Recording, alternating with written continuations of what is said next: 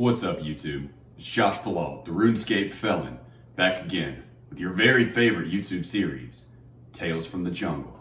Now, you may have noticed that I rearranged everything, set things up a little bit differently. We got a much more optimized, clean streaming setup. I'm not using a picnic table for my desk anymore. I got a nice wraparound U desk. I got the microphone stand with a brand new microphone from my buddy George Peter. Huge shout out to George, man. He was on my Twitch channel and he saw that my microphone wasn't amazing and he ordered me a new one. Got the cool background set up, everything. We still got the lava lamps. We're good to go. It's going to look a lot better for Twitch, so make sure that you come hang out on the Twitch streams. I'm going to try to keep my hair out of my face a little bit because the camera's at an upward angle above me now, kind of above my computers and stuff like that with my light. And we're going to see how it goes. It's been a while since we did Tales from the Jungle, so now I'm coming in with your very favorite lucky number, Tales from the Jungle, number 13. My very first day in federal prison. So to get started, what I'm going to be talking about now is in May of 2014 when I actually arrived at Federal Correctional Institution of Talladega, Alabama, medium high security for my first day of an actual sentence that I was serving. I'd already gone to Butner, North Carolina before I got sentenced for a mental evaluation. That was technically a prison as well, but it's a dropout yard where people that quit gangs or that touched kids or that snitched on people and stuff like that, they send them specifically to that prison because with the overwhelming number of them, they're actually safer. So they have specific yards they typically send people to. And also it was the site for the most thorough mental evaluations that the FBI had to offer. But this will be about my first day actually in a medium high security prison that was actually, rocking and rolling, that didn't have a bunch of messed up people at it when I was actually sentenced and knew that I still had several years to go. All right. So let's get started.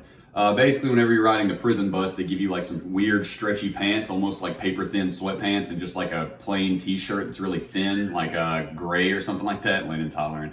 And or brown typically. And you're shackled completely. You got your handcuffs right here, and then they put a chain around your waist and they cuff your handcuffs to that chain, so you're hooked like this. You can barely get your hands up this high, and also your ankles are shackled together with a chain that's about a foot long. Once you arrive at a prison, there's actually a very long process of what they call R&D, which is receiving and discharge. It's the room in the prison where everybody coming to the prison has to go through, and when you leave, you have to go through there.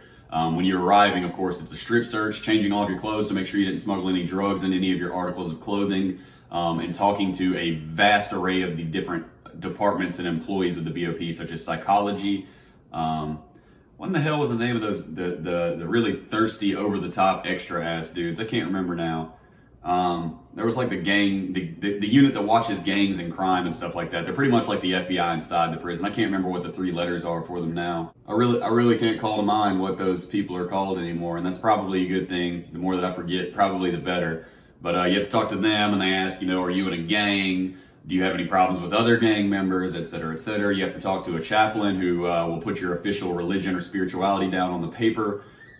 Just a vast array of different, kind of interview type situations where they have to get as thick of a profile as they possibly can to start you off so that they can foresee any potential problems. So I was talking to the, I can't remember what they're called, like I said, the FBI within the prison, the investigative thirsty dudes. They're out there trying to catch anybody who possibly might be getting high, whether they're bringing in drugs or not. I made my very first mistake in prison, which is when there's a gnat in here. I made my very first actual mistake in prison where the gang guys asked if I was in a gang. I told them no. They asked if I was comfortable with being in a cell with members of another race.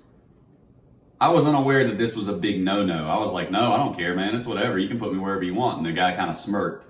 But it's like a good 6 to 7 hour process getting to the prison, and then you're in shackles and all this good stuff. And then gradually you go through your interview processes. They see everybody. You see medical and psychology and all these people. And then they release you onto the yard. They give you your little tiny bedroll, and you still got your new bus clothes on. All they do is change you from bus clothes into bus clothes. You don't get your khakis and your actual stuff until the next day. And then they let you go on the yard. So I was assigned to Delta A unit, Talladega, Alabama. I'm pretty sure I can find a screenshot and circle that and show you guys where I was living. When I first saw that picture, it kind of spooked me a little bit. It's kind of weird to see where I lived for 2 years in that perspective before I transferred to another prison that wasn't the end of my sentence. I was sent to Delta A unit. I walked in. Before I got to the door, the counselor for the unit, who does nothing except for assign people rooms, shows up and tells me that I was in cell C7. And I won't forget that. I walked in into, just Welcome to the Jungle by Guns N' Roses can play. There's dudes doing pull-ups in the corner over here. It's a massive 2-story semicircle, The reason it's set up that way is because every single cell is pointing directly at the CO's office, and if he's standing at the window, he can see at least a little bit into every single cell that's in a circle around him. It was 2 stories. There were guys over here doing pull-ups on a bar and working out. Dudes were over here screaming and hollering and laughing and, you know, joking around, and every single table had people playing spades and dominoes, and there was freshly hand-washed laundry hanging off all the bars over the top and stuff like that. We're technically not supposed to do that, but they look the other way on it most of the time because they know that the prison laundry is absolute garbage. You have to pay some underhanded people some stamps to actually get like bleach or soap in your laundry. They don't put soap in it if you just turn it in the regular prison laundry. So most people hand wash it. And speaking of which, there was a big guy, big giant dude with huge dreadlocks. I mean, like in prison, you'll see the longest dreadlocks you've ever seen because a lot of guys don't cut them until they get out. And this dude's sitting right in front of the front TV. Which I did not yet know was not my TV. And he had a mop bucket and he was washing clothes in it. This probably all sounds very strange to you guys, but it's all fairly normal stuff, you know, in prison.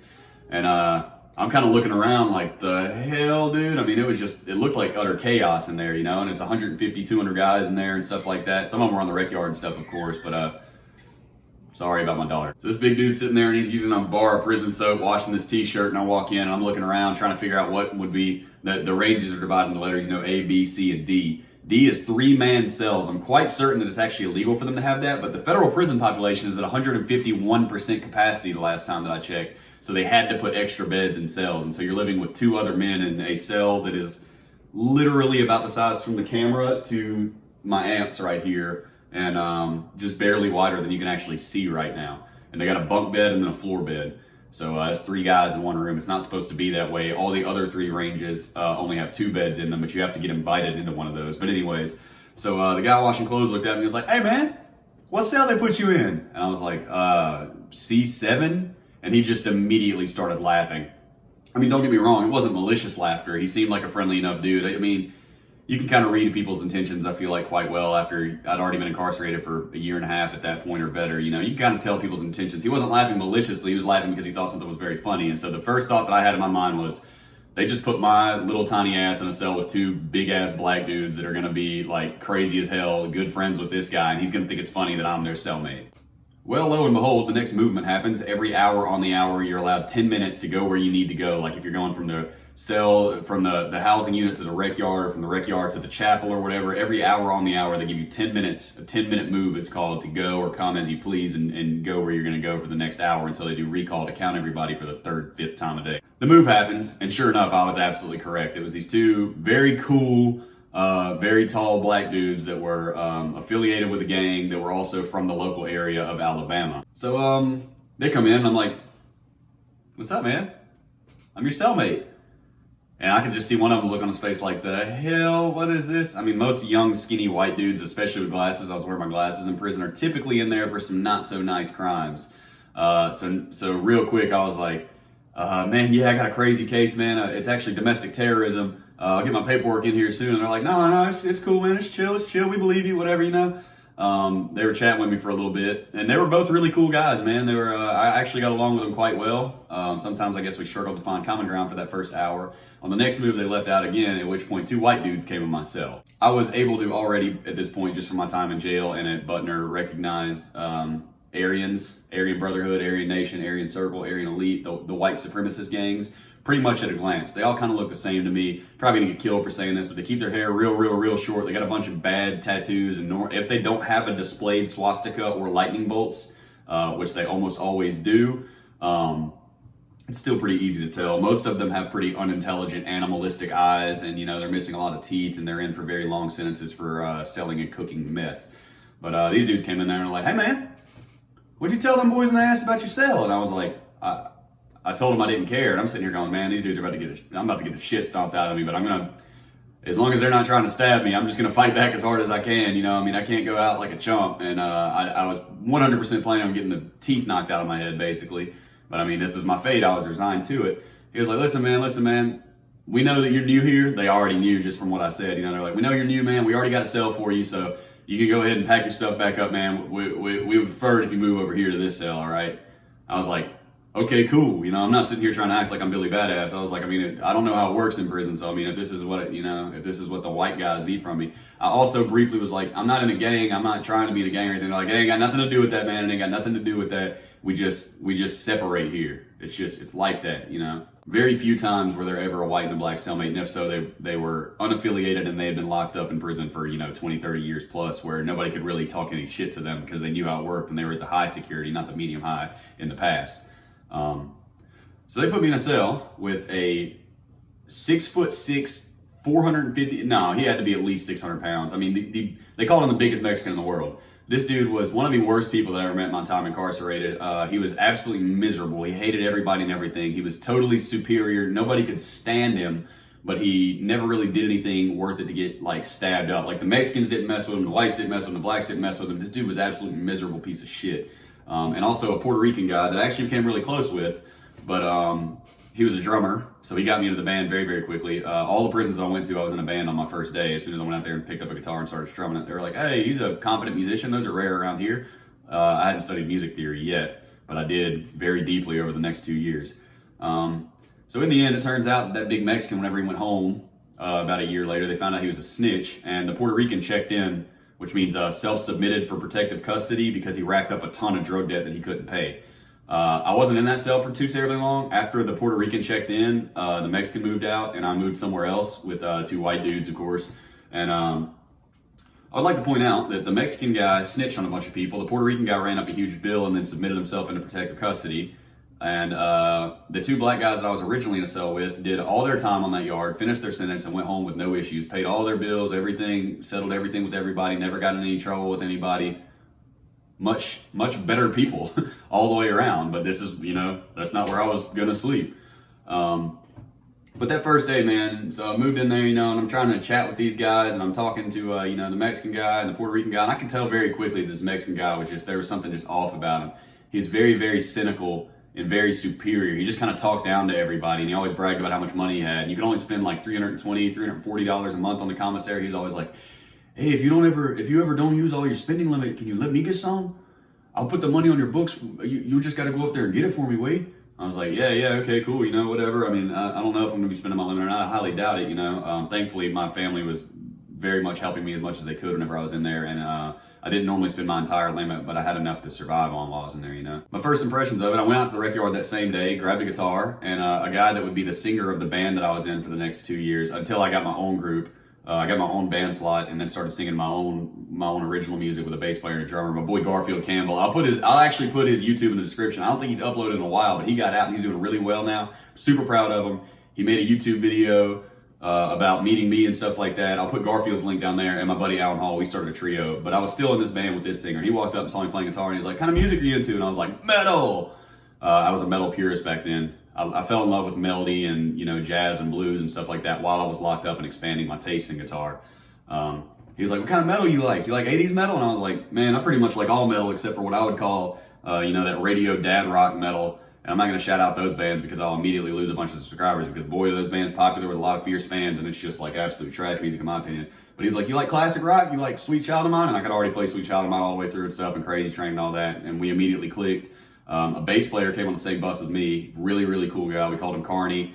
He was a sick bass player. And basically a big day for music at that prison. And we started a band. So within that same day, I was jamming with the other guitar player in the band, and I was picking up. He was showing me some Dave Matthews Band licks, and I'd never heard Dave Matthews Band. I'd heard of them, but he showed me some of their parts on guitar, and I was really impressed with how Dave Matthews' style is so strummy and chimey, and he uses all these weird, lush chords and stuff that I didn't know anything about yet. And the funny thing is, man, when they locked my cell that night, I didn't like my cellmates very much. I was scared. I was innocent. I kind of had a lump in my throat for most of that day because I just kept expecting somebody to come stab me or something, or like try me sexually or something. I was ready to fight. I knew that I was going to have to fight at some point, which of course eventually I did. You're always going to have to.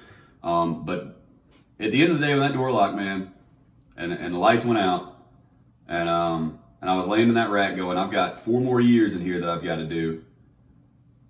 It's crazy how fast your mind adapts to these things. You would be surprised at how much your brain really seeks hope and it seeks the light in these situations. You'd think that you would just be eaten alive by it. And while it took over 2 years for my mental state to not be I'm a victim, everybody's out to get me, now my life is ruined, I had to break that. For 2 years, I was pretty miserable in that state, and I did drugs in prison at that point in time.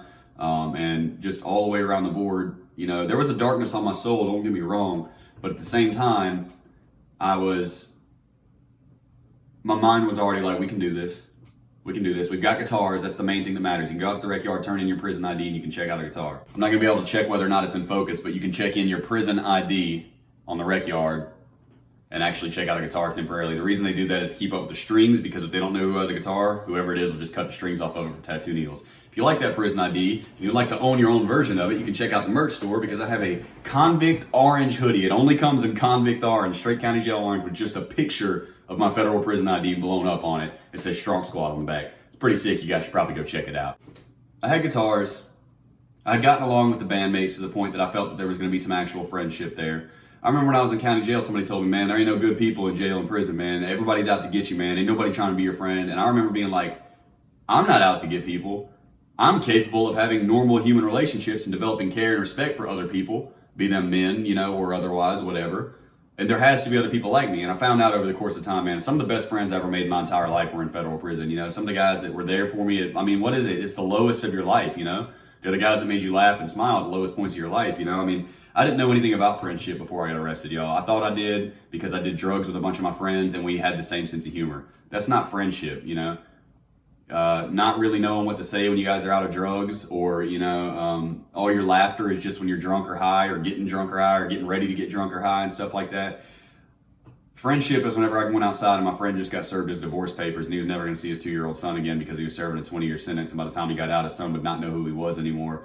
You know, friendship is being there with your friend when his mom died of a heart attack in the Walmart parking lot and they weren't going to approve his compassionate release to at least go to the funeral.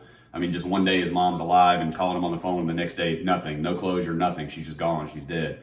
That's where friendship comes into play. That's the strength in that bond. And I know this sounds corny, guys, but like that love that's inside of you, man, that you have for each other, guys, is an amazingly powerful force that can really get you through these things, you know?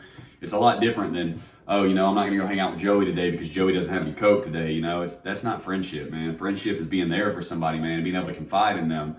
Tupac actually had a poem that I read that he wrote when he was in prison about how, I don't remember exactly what it was, but he said something, you know, like, have you ever talked to a man like you talk to a woman, and you know, listen to the words they say? And I mean, I'm sure a lot of people be like, gay or whatever, but that's not what he means. What he means is developing a trust and a friendship in a man that is not like anything you've ever really tried to have before. It's something kind of reaching in the soul.